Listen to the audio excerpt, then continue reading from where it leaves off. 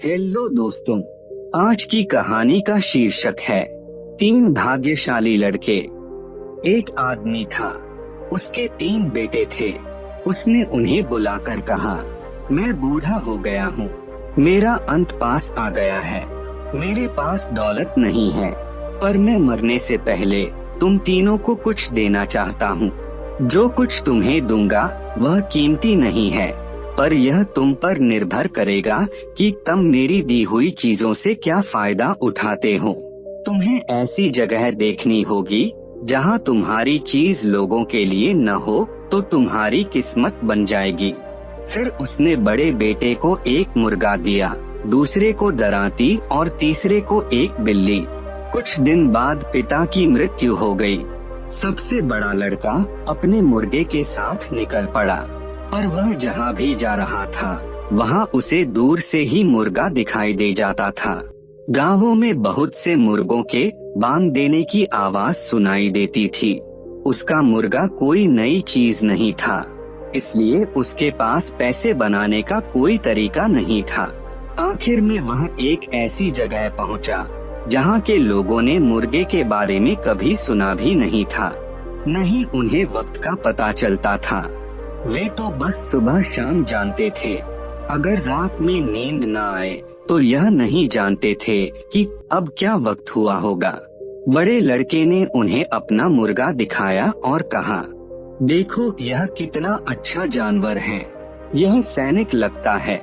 इसके सिर पर लाल रंग की कलगी है और अपने पैरों पर घूमता है।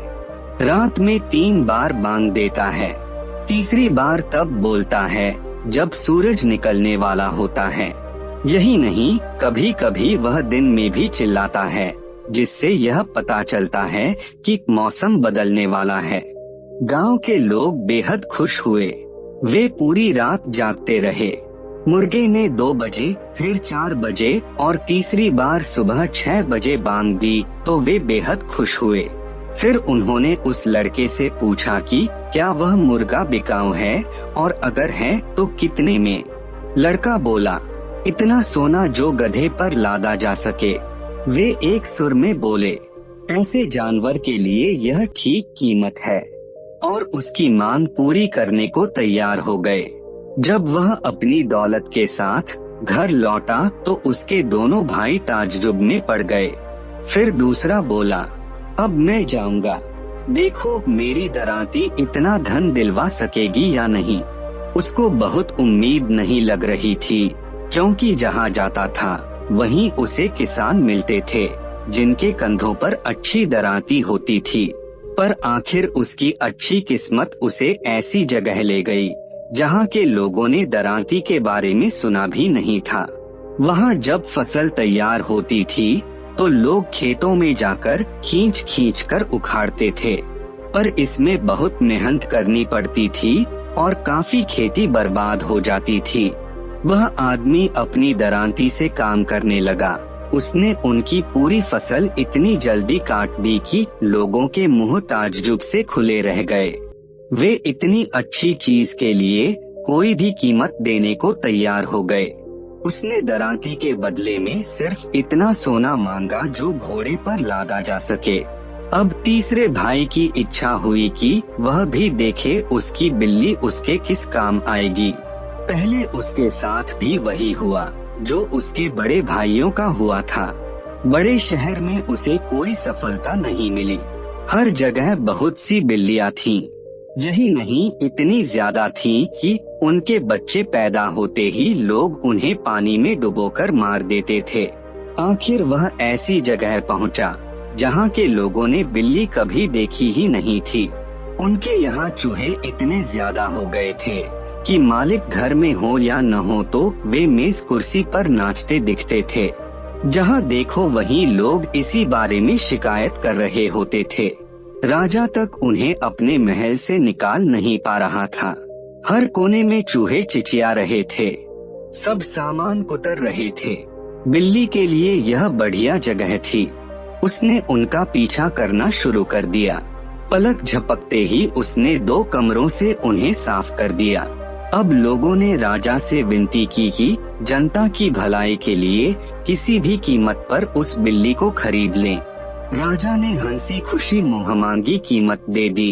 एक खच्चर पर सोना हीरे जवाहरात लाद कर दे दिए। इस तरह तीसरा भाई पहले दोनों से ज्यादा दौलत लेकर घर लौट आया। उधर बिल्ली शाही महल में दावत उड़ा रही थी। उसने इतने चूहे खा लिए थे कि अब उनकी संख्या कम हो गई थी। धीरे धीरे वह अपने काम से बेहद थक गई। उसे बहुत प्यास भी लगने लगी। वह सीधी खड़ी हुई, सिर ऊंचा किया और बोली, म्याऊ म्याऊ। इस अजीब आवाज को सुनकर राजा ने अपनी सारी प्रजा को इकट्ठा कर लिया। बहुत से लोग उस आवाज को सुनते ही इतना डर गए कि चीखते हुए महल छोड़कर भाग गए।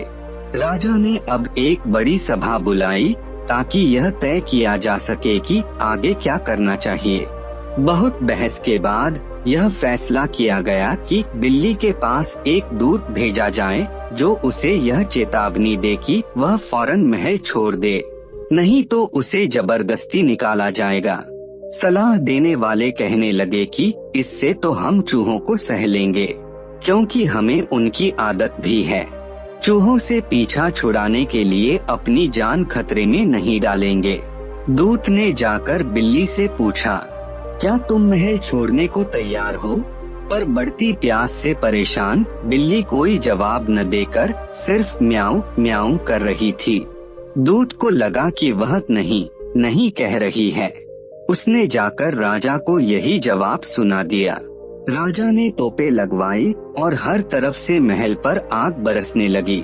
जब आग बिल्ली के कमरे तक पहुंची, तो वह खिड़की से बाहर कूदी और भाग गई, पर घेरा डालने वालों ने उसे भागते हुए नहीं देखा। इसलिए वे बार बार वार करते रहे और आखिर महल जलकर धूल में मिल गया। आपको ये कहानी कैसी लगी नीचे कमेंट करके हमें जरूर बताइएगा। अगर आपको ये कहानी पसंद आई हो तो अपने दोस्तों के साथ जरूर शेयर करें और ऐसी ही प्यारी कहानियाँ सुनने के लिए हमारे YouTube चैनल को सब्सक्राइब करें। धन्यवाद।